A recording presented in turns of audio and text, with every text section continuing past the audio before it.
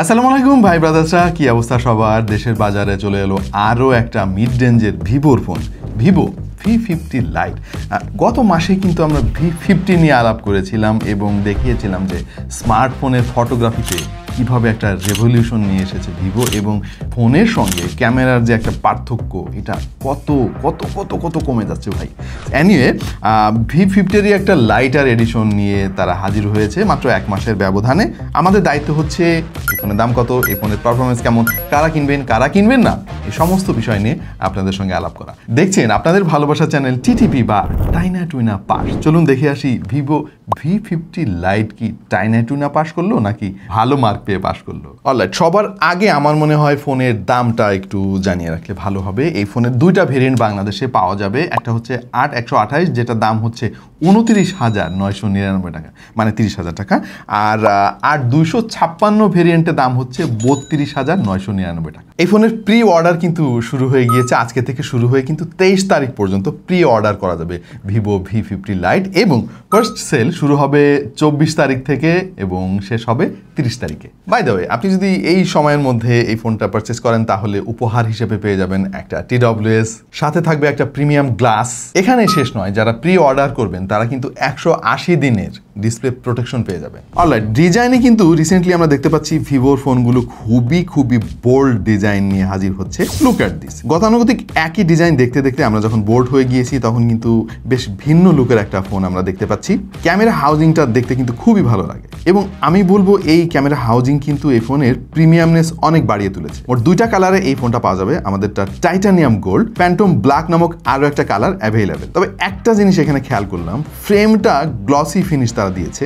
যদিও এটা প্লাস্টিকের তৈরি, কিন্তু গ্লসি ফিনিশ হওয়ার কারণে যেটা হয়, হাতের ছাপ এত বেশি লেগে থাকে। আমার মনে হয় এখানে গ্লসি ফিনিশ না দিয়ে তারা যদি ম্যাট ফিনিশ দিত তাহলে দেখতে আরো অনেক ভালো লাগতো এবং হাতের ছাপ এইভাবে লেগে থাকতো না। ফোনটা বক্স শেপের হলেও এর এজগুলো কিন্তু তেমন ধারালো নয়, এর ফলে হাতে ধরে আরাম পাবেন। তবে ভালো ব্যাপার হচ্ছে এই ফোনের বেজেল। লুক অ্যাট দিস, এত সিমেট্রিক্যাল, এত ন্যারো বেজেলের ফোন আসলে এই বাজেটে খুব কমই দেখা যায়। ফোনের ওজন হচ্ছে 198 গ্রামের আশেপাশে, মানে এটাকে খুব বেশি লাইট ওয়েট বলা যাচ্ছে না, but considering the size and the battery capacity I think this is okay. এই ফোনে রয়েছে IP65 এর রেটিং, যেটা আমি বলবো যে এখনকার সময় যদি আপনি বিবেচনা করেন, অনেক ফোন দেখতে পাচ্ছি IP68, 69 এর রেটিং দিচ্ছে, ওগুলো কিন্তু পানি থেকে একেবারেই নিরাপদ। সো এই রেটিংটা কিন্তু বিলো স্ট্যান্ডার্ড আমার কাছে মনে হয়েছে। তবে এই ফোনে কিন্তু SGS এর 5 স্টার রেটিং রয়েছে, ড্রপ রেসিস্ট্যান্ট রেটিং, এবং মিলিটারি গ্রেড সার্টিফিকেশন রয়েছে। তার মানে হচ্ছে এটা যথেষ্ট শক্তপোক্ত। এই ফোনে ব্যবহার করা হয়েছে 6.77 ইঞ্চির একটা POLED ডিসপ্লে, যেটা 120 হার্টজের। এখন এই POLED সম্পর্কে যারা জানেন না, একটু সংক্ষেপে জানিয়ে রাখি। সেটা হচ্ছে যে এটাও এক ধরনের অ্যামোলেড, বাট এটা আরও অ্যাডভান্স টেকনোলজির আর কি। নর্মাল অ্যামোলেডগুলো কিন্তু কাঁচ দিয়ে বানানো হয়, বাট এটা বানানো হয় প্লাস্টিক দিয়ে। মানে কাঁচের চাইতে প্লাস্টিক কিন্তু খারাপ জিনিস না ভাই, প্লাস্টিক হওয়ার কিছু সুবিধা আছে। সুবিধাটা কি জানেন? এই ডিসপ্লেগুলো কিন্তু খুবই আধুনিক।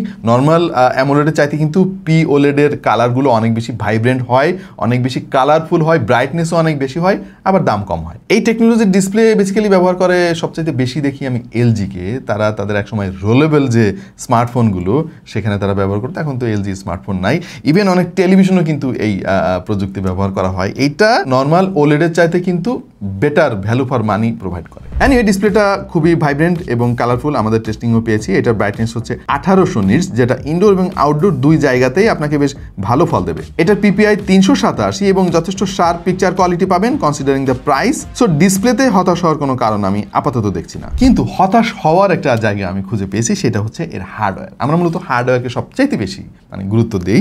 আর এখানে তারা স্ন্যাপড্রাগনের একটা চিপসেট ব্যবহার করেছে, যেটা 6 ন্যানোমিটার বেসড একটা চিপসেট। প্রবলেম হচ্ছে যে ভাই এই চিপসেটটা না 20,000 টাকার আশেপাশে মোবাইল ফোনের জন্য ঠিক আছে। ইভেন ভিভোর Y29 যে স্মার্টফোনটা আমরা দেখেছিলাম কয়েক মাস আগে, ওইখানে কিন্তু সেম চিপসেট ব্যবহার করা হয়েছে। সো ভাই 30-35 হাজার টাকা দামের একটা ফোনে একই চিপসেট ব্যবহার করাটা মানে হজম করতে পারতেছি না আমরা। এনিওয়ে, চিপসেটটা খারাপ না। এতে যে স্টোরেজ ব্যবহার করা হয়েছে সেটা UFS 2.2, আর র্যামের ভেরিয়েন্ট হচ্ছে LPDDR4X। ওয়েল, এই সব কিছুই কিন্তু মানে 15-20 হাজার টাকা দামের ফোনে আজকাল দেখা যায়। সো আই থিঙ্ক এখানে UFS এর যে 3.1 ভেরিয়েন্টটা আছে সেটা ব্যবহার করা উচিত ছিল। RAM LPDDR4X I think it's okay. তবে হার্ডওয়্যারের দুর্বলতাটা কিছুটা পুষিয়ে দেওয়ার চেষ্টা করা হয়েছে এর সফটওয়্যারে Android 15 out of the box, সেই সঙ্গে ফান্টাস OS 15। এই ইউআইটা ভাই নিট অ্যান্ড ক্লিন, খুবই লাইট ওয়েট, র্যাম ম্যানেজমেন্ট খুবই চমৎকার, এবং ভিভোর ইউআই কিন্তু আমি বলবো যে অ্যান্ড্রয়েডের মধ্যে এখন one of the best UI. অনেক বেশি সফিস্টিকেটেড হয়েছে, অনেক ফার্নিশড হয়েছে, প্রচুর কাস্টমাইজেশনের সুযোগ পাবেন আপনি। Most importantly this is flawless. আমরা মাল্টিটাস্কিং এর এক্সপিরিয়েন্স যথেষ্ট ভালো পেয়েছি। ব্যাকগ্রাউন্ডে 5-6টা অ্যাপ আপনি ইজিলি রেখে ফোন অপারেট করতে পারবেন। আমরা এই ফোনের AnTuTu টেস্টও করেছি, আর স্কোর এসেছে 3,80,149, গিগবেঞ্চে সিঙ্গেল করে 471, মাল্টি করে 1,554। ওয়েল, ভিভোর সমস্ত ফোন যেগুলো আমরা রিসেন্টলি রিভিউ করেছি তার একটা চার্ট দেখুন। যদি দামের কথা চিন্তা করেন তাহলে ভাই ভিভোর ফোন হিসেবে এটা ঠিকই আছে। ইভেন তারা তাদের আরো বেশি দামি ফোনের স্কোর কিন্তু বিট করেছে এই ফোনের মাধ্যমে। আরেকটা মজার ব্যাপার হচ্ছে এই চারটা দিকে খেয়াল করে দেখেন, স্ন্যাপড্রাগনের 685 প্রসেসর ব্যবহার করা যতগুলো ফোনের আমরা রিভিউ করেছি রিসেন্টলি, তার মধ্যে কিন্তু এই স্কোরটা সবচাইতে বেশি। এবং এক্স্যাক্টলি 30,000 টাকা বাজেট রেঞ্জে যতগুলো ফোন নিয়ে আমরা কাজ করেছি বিগত কয়েক বছরে, তার মধ্যেও কিন্তু এই ফোনটা বেশ ভালো অবস্থানে রয়েছে। Not the best, but this is decent. Day to day টাস্কের জন্য আমার মনে হয় না যে এই ফোনটা আপনাকে কোনো প্যারা দেবে, বাট আপনি যদি হেভি ইউসেজ করেন, বিশেষ করে গেমিং করেন লম্বা সময় ধরে, তখন আপনার একটু ঝামেলা হতে পারে। আমরা টুকটাক কিছু গেমও ট্রাই করে দেখেছি, যেমন PUBG, free fire, call of duty.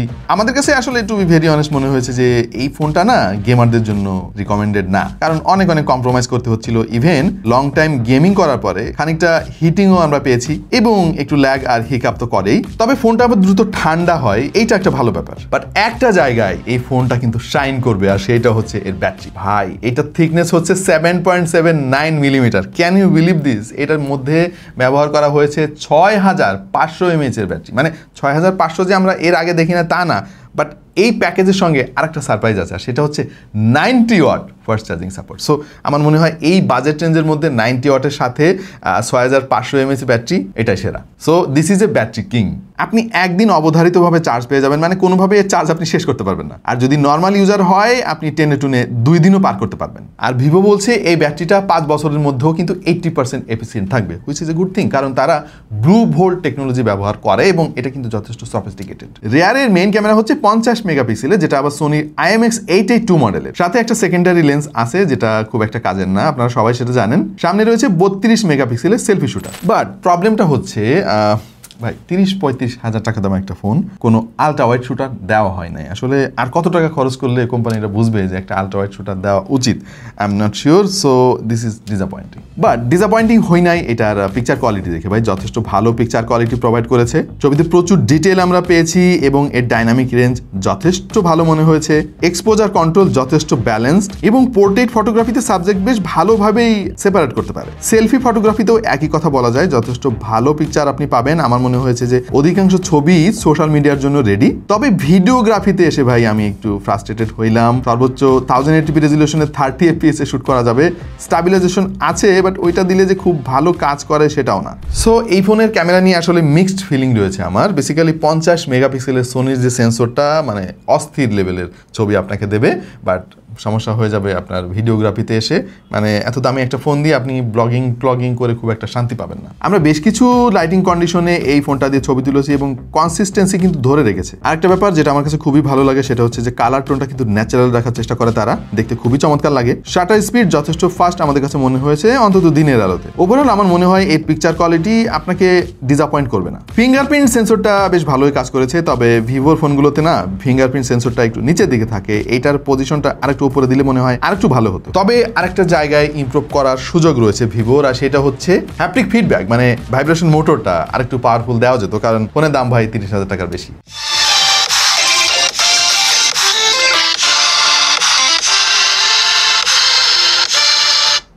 Loud speaker যথেষ্ট লাউড ভাই, স্টেরিও স্পিকার এতে আছে, এবং যথেষ্ট লাউড ক্ল্যারিটিও আছে। বেজের একটু ঘাটতি আছে, কারণ ফোনটা তো ভাই পাতলা, বেজ বেশি দিতে পারবে না আপনাকে। বাট 400% ভলিউম নিয়ে যেটা ভিভো মার্কেটিং করতেছে, আমার মনে হয় অত লাউড না আর কি। It's okay, it's decent. এবং বরাবরের মতো এবারও আমরা এটার অডিও আউটপুট নিয়ে বিভিন্ন পরীক্ষা নিরীক্ষা করে দেখেছি। বেশ কিছু ওয়্যার্ড ইয়ারফোন আমরা এর সঙ্গে কানেক্ট করেছি কনভার্টার ইউজ করে, পাশাপাশি কিছু ওয়্যারলেস ইয়ারফোনও আমরা ট্রাই করেছি এই ফোন দিয়ে। যেমন রিসেন্টলি কিউসিওয়ার মেলোবার্স 2 বেশ পপুলার হয়েছে, সেই সঙ্গে রয়েছে মেলোবার্স প্রো, যেটাতে LDAC আছে। আমাদের টেস্টিংয়ে খুব বেশি ঝামেলা মনে হয় না। I think this is good. আচ্ছা, ভিডিওর প্রায় শেষ প্রান্তে আমরা চলে এসেছি। তো সর্বসাকুল্যে এই ফোনটা সম্পর্কে আমার চূড়ান্ত মতামত কি? দেখেন ভাই, এই ফোনটার বেশ কিছু প্রোজ আছে। এর মধ্যে প্রথমত এটা একটা ব্যাটারি কিং ভাই, 6500 mAh এর ব্যাটারি, 90 ওয়াটের fast charging support. This is huge seriously. ফোনের ডিজাইন অনেক সুন্দর, ডিসপ্লেটা যথেষ্ট ভালো, ক্যামেরা ভালো, মানে কিছু জায়গায় একটু অপূর্ণতা আছে বাট ক্যামেরা যথেষ্ট ইমপ্রেসিভ। আর যদি কনসের কথা বলি তাহলে আমি বলবো যে ভাই প্রসেসরটা আরেকটু পাওয়ারফুল দেওয়া উচিত ছিল। আইপি রেটিংটা আমার মনে হয় আরেকটু বাড়ানো উচিত ছিল। আইপি 68 বা 69 যদি দিত তাহলে আরেকটু সিকিউর থাকতো পানির কাছ থেকে। আরও ছোট ছোট কিছু জিনিস যুক্ত করা উচিত, ইভেন সব স্মার্টফোনেরই, যেমন আইআর ব্লাস্টারটা একটা কমন জিনিস হওয়া উচিত, ফোনে এটা থাকলে অনেক উপকারে আসে।